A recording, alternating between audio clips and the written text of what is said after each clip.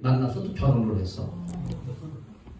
그래서 지금 우리 누나로 치면요, 10대에 2번, 3번 이렇게 하면서 60이 넘어가고 저보다 2살이나 68세인데 벌써 5대가 살아요. 놀라운 일이죠. 그게 제가 잘할 때는 참 부끄럽고, 아니 어떻게 누나네는 유전자가 뭐 잘못됐나 이렇게 생각했지만 지금 생각해보면요, 국가적으로 우리 누나네만큼 저출산 문제를 해결하는 사람이 없어요. 그냥 하나님 말씀대로 사랑하면 결혼하는 거야. 결혼하면 애 낳는 거예요. 그리고 자선반대 하나님의 축복을 누리기 위해서 힘쓰고, 그래서 우리 교회에 쭉 나오고 있어요. 누나네 가정이 월등하죠. 예. 그래서 저희가 한 교회로 5대가 지금 다니고 있습니다. 예. 그런 가정 드물죠? 예. 그래서 아까 우리 강성조 교수님이 교회 어디 다니냐 그래서 제가 한 75년 다니다 말씀드렸던 이유가 다 그런 연유에서 시작이 된 거예요. 오늘 이제 저한테 주어진 제목이 스불론과 납달리 땅인데, 여러분 이게 어디에 있는지 아세요? 네, 잘 생소하죠? 네네. 스불론은 이스라엘 평지에 있어요. 이스라엘 평지는 어디냐면, 여러분들이 성지를 가면 늘 들리는 무기또라는 데가 있어요. 무기또는 이스라엘 평지인데 거기에다가 이렇게 언덕을 쭉 쌓아서, 그걸 테리라 그래요. 쌓아서 수천 년 동안 전쟁터에, 말하자면 군사령관이 주둔했던 그 코맨드 포스터예요. 군사령관 주둔지야. 바로 거기 올라서 보면요, 쫙 이스라엘 평지가 보여요. 곡창지대예요. 곡창지대. 거기에는 먹을 것이 풍족해요. 그게 스불론이에요. 납달리는 어디냐면요, 골란고원이에요. 골란고원. 이스라엘이 6.1 전쟁 때 차지해서 돌려주기 곤란한 땅이 골란고원이잖아요. 그 골란고원 위에 올라가면요, 바산의 암소들이 있어요. 그래서 살찐소가 먹고 뒹굴고, 얼마나 비옥한 땅인지 몰라요. 여러분, 이 스불론과 납달리는 한마디로 말하면요, 이스라엘의 대평원입니다. 차이점이 있다면 하나는 낮은 곳에 있는 이스라엘 평지고, 하나는 높은 곳에 있는 골란 고원지대예요. 그런데 이스라엘이 약소민족이잖아요. 그래서 아무리 농사가 잘 돼서 풍족한 추수의 때가 돌아온다고 할지라도 농부의 손에 주어지는 것은 아무것도 없어요. 그 이유는 뭘까요? 남쪽에서 애굽이 치고 올라가서 이스라엘 평지에 곡식들 다 뺏어가요. 북쪽에 아람이 내려와서 골란고원에 있는 그 풍성한 곡식들을 다 뺏어가요. 그 스불론과 납달리 땅은요, 모든 것이 털린 땅이에요. 약소민족으로서는 그 땅을 지킬 수 없는 거야. 저는 지금 대한민국이 이런 현실이라고 생각하고요. 그리고 세대로 놓고 볼 때 노인 세대가 이런 그 세대가 아닌가 하는 생각이 들어요. 나라를 위기에서 구한 세대가 노인 세대잖아요. 저희 아버지는 6.25 전쟁이 일어났던 1950년 6월 말에 육군 제대하게 되어 있는 거예요. 근데 제대 특명이 내려와야 그 제대 특명을 받고 제대를 하는 거 아니에요. 근데 전쟁이 나버렸어. 특명은 내려오고 있는 사이에 전쟁에 나버려가지고 제대증을 받지를 못하고 6.25 전쟁 3년을 치른 거예요. 죽었으면 얼마나 억울해요. 다행히 살았기 때문에 덜 억울하고, 나중에 국가 유공자 그 정부로부터 지원금을 받았는데 세월호에 비하면 턱없이 적어요. 7만 5천 원. 우리 아버지가 그 유공자로 돌아가셨기 때문에 이제 그 남은 그 국가유공자니까 자녀들한테 그 혜택이 주어지거든요. 제가 가서 보호처에 가서 그걸 신청해야 되는데 큰아들이니까 제가 갈 시간이 없어서 아직도 그걸 신청을 못하고 있어요. 저도 참 욕심이 없는 사람이죠. 한 편에도 타다 먹어야 되는데 너무 바빠가지고 그렇게 못 타 먹고 있는 그런 실천이에요. 자, 그런데 이런 노인 세대보다 더 심각하게 위기형에 처한 세대가 바로 우리 막내 아들 세대입니다. 막내 아들이 93년생이니까 이제 만 30살 지났어요. 오늘 새벽에 내려오는데 전화가 왔거든요. 매일 전화가 와요. 왜 걔가 전화했겠어요? 외롭고 힘드니까 전화를 하는 거예요. 그런데 얘가 태어나서 한국에 왔는데 미국 유학 중에 태어났으니까 셋째를 이제 국가 건강보험에 등록하기 위해서 이제 갔더니 거부하는 거예요. 여직원이 책상을 탁 치면서 왜 애를 셋을 낳습니까? 호통을 치고 야단을 친 거예요. 그래서 가만히 생각해 보니까 제가 1983년도 10월 8일 날 결혼했는데 그때 이 가족계획 그 캠페인이 뭐냐면 아들, 딸 구별 말고 하나만 낳아서 잘 기르자. 하나 낳아도 국가가 대단하게 생각했던 시대인데 오늘 새벽에 바로 그 해에 우리 최원암 대사님이 한국의 출산율이 2.1명이었대요. 정신을 못 차린 거예요. 그래서 셋째를 안 해줘서 제가 그때 장신대 처음에 왔을 때는 신약학 교수를 뽑질 않고 선교학 과목을 저한테 맡겨서 21.5시간을 가르쳤어요. 0.5시간이 나오는 거는 3학점짜리를 2명이 공동 과목으로 했기 때문에 1.5시간이 돼서 그 선교학을 21.5시간 고등학교 선생님이 일주일에 몇 시간 가르치는지 아세요? 18시간 풀로 가르쳐요. 그런데 장신대에서 제가 신약학 교수인데 신약학에서는 뽑아주질 않고 선교학에서 21.5시간을 가르쳤거든요. 시간 강사예요. 그때 받은 월급은요 30만 원이 채 안 돼요. 그걸로 3명을 가르쳐야 되는데 셋째는 국가 의료보험까지 안 해주는 거야. 여러분 이게 대한민국의 현실이고 이 아이가 지금 30대가 됐는데 막막한 거예요. 살 길이. 88만 원 세대라고 그러잖아요. 이런 세대의 아픔이 오늘 스불론과 납달리 땅의 상황이라고 말할 수 있어요. 이 스불론과 납달리 땅은요, 그야 이사야 9장에 나오죠. 이사야 9장을 보면요, 스불론과 납달리를 조금 다른 이방의 갈릴리와 구분해서 조금 더 부정적으로 묘사하고 있어요.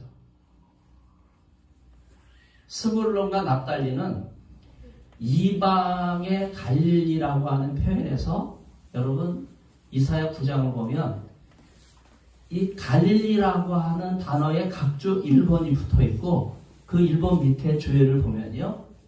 그 갈릴리라고 하는 단어가 지경이라고 하는 단어로 되어 있어요. 히브리어로 찾아보면 겔릴 하고임, 이방의 지경이라는 뜻이에요. 그래서 우리가 갈릴리 그러면 요즘 성지 답사 순례를 많이 가기 때문에 갈릴리를 하나의 지명 이름으로 생각하는데 성경에서는요, 갈릴리는 지명 이름이 아니라 그냥 큰 지경을 가리키는 거예요. 스불론과 납달리, 이스라엘 평지 낮은 곳으로부터 높은 납달리 골란고원까지 거기가 이방인의 지경이다 그 말이에요. 그러면 청년층 가장 연령층으로 낮은 사람들, 노인층 연령적으로 가장 나이가 많은 사람들, 바로 이스라엘과 골란고원에 있는 스불론과 납달리 땅, 이 지역은요, 전 세대를 어우르면서 하나님께서 이 사람들을 결코 버리지 아니하신다, 이런 메시지를 주고 있는 거거든요. 그런 점에서 우리는 이 스불론과 납달리 땅이라고 하는 이 말만 들어도 가슴이 뛰어야 돼요. 하나님은 젊은 청년들도 불쌍히 여기실 뿐만 아니라 아무 할 일이 없는 노년층도 불꽃 같은 눈동자로 살펴보시면서 그들을 지켜주신다. 이런 메시지를 우리가 성경에서 들어야 돼요. 또 이 스불론과 납달리라고 하는 그 귀절이 마태복음 4장에 나와요. 그런데 이 마태복음 4장에 나오는 이 스불론과 납달리는 이사야 9장과는 달리 스불론과 납달리를 상대적으로 조금 더 부정적으로 보는 그런 이미지가 아니에요. 그냥 다 같이 갈릴리에 있는 모든 지역, 갈릴리가 지역, 지경이라는 뜻이라고 했으니까 하나님 보실 때는 하늘 높이서 이 지구를 내려다 보실 때 지구가 둥글게 보이지 않겠습니까? 그 지구를 한눈에 하나님께서 내려다 보시면서 높은 곳이든 낮은 곳이든 사람이 볼 때는 차이가 있지만 하나님 보실 때는 다 하나님께서 창조하신 지경이에요. 이런 차원에서 이 지구가 주님의 손에 들려지게 될 때 저는 저출산 문제가 해결되리라고 생각합니다. 이거를 사람이 하려고 하기 때문에 안 되는 거예요. 이 지구를 창조하시고 그 안에는 모든 것을 지으신 하나님께서 우리한테 뭐라고 말씀하셨어요? 상륙하고 번성하라 그랬거든요. 그러면 우리 결혼해야 돼요. 그 이전에 결혼 안 하시는 분은요, 당장 내일 결혼하셔야 됩니다. 네. 뭐 이 사람 저 사람 눈치 볼 거 없어요. 네.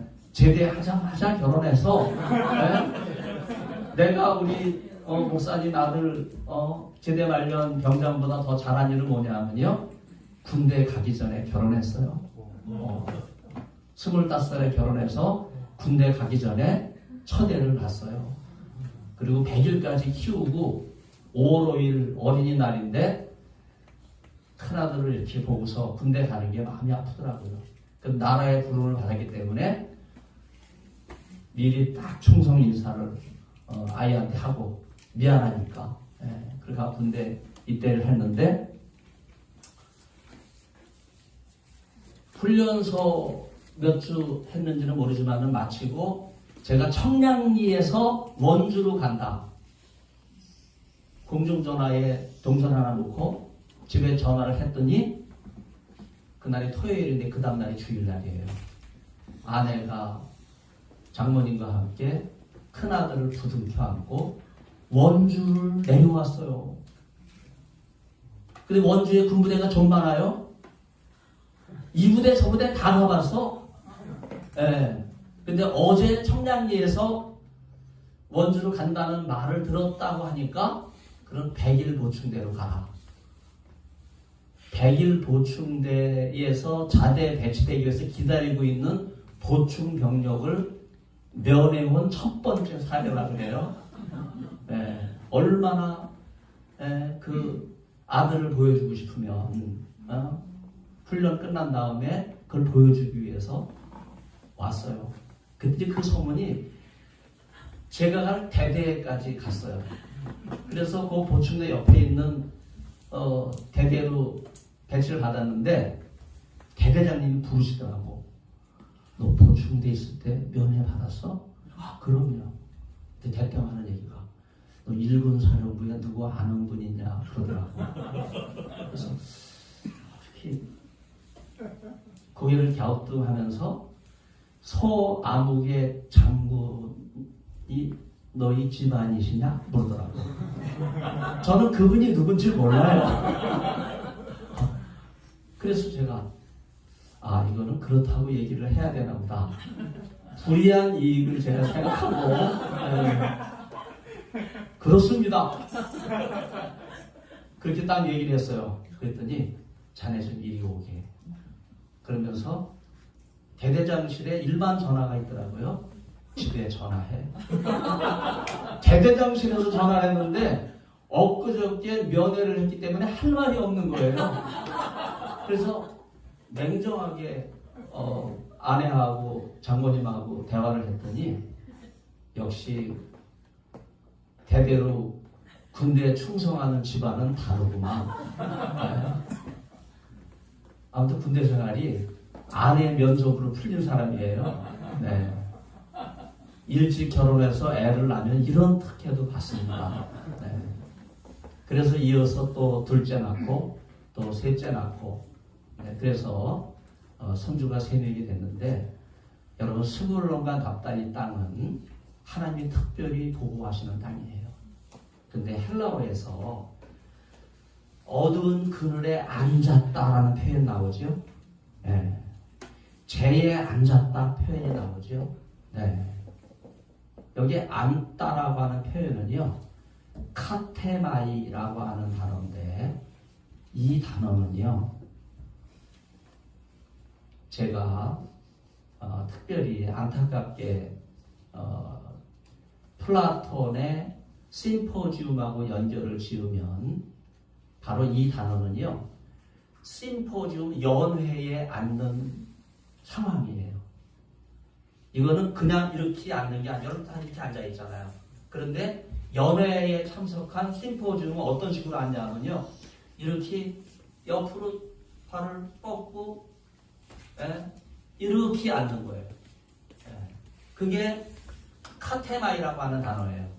이 단어는 플라톤의 심포지움이 에로스 편으로 이어지는데 그 향연에 참여한 남성들이 혹은 여성들이 남성은 남성, 여성은 여성끼리 향연을 베풀었으니까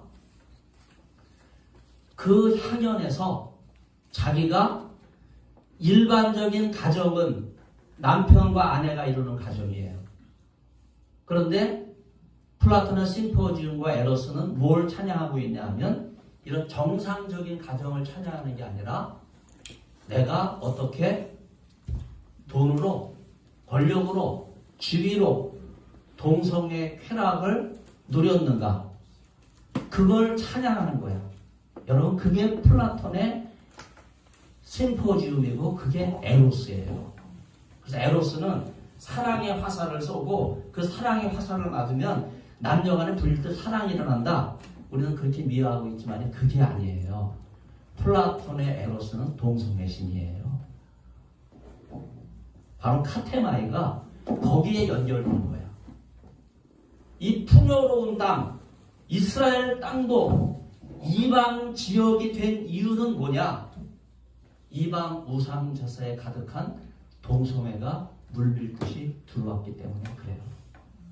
아까 제가 왔더니 몇 분이 소개천 이름 많이 들었습니다. 동성애 반대 앞장서 주셔서 제가 알고 있습니다. 몇 분이 이런 말을 할 때 그래도 제가 지난 8년 동안 많은 어려움을 겪었는데 그래도 이 다른 지역은 몰라도 이 광주 지역에서 저를 기억하시는 분들이 너무나 많이 있구나. 저는 그 생각을 하면서 위로가 됐어요. 여러분 동성애에 한번 빠지면요. 가정이 무너지는 정도가 아니라 하나님의 창조 질서가 무너져요. 지금 풍요로운 이 추수를 눈앞에 두고 당장 눈앞에서 그걸 즐거워하면서 인간의 쾌락과 욕망에 빠져서 동성애를 즐기는 이스라엘 사람들을 향해서 예수님께서는 무슨 말씀을 하고 계세요? 바로 그들을 용서하시고 사랑하신다는 거예요. 여러분 예수님은요 우리를 위해서 이 땅에 오셨어요.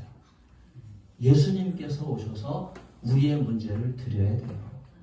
내가 내 문제를 해결하려고 하기 때문에 실패하는 거예요. 그러나 내 문제가 주님의 손에 들려질 때는 더 이상 실패가 아닙니다.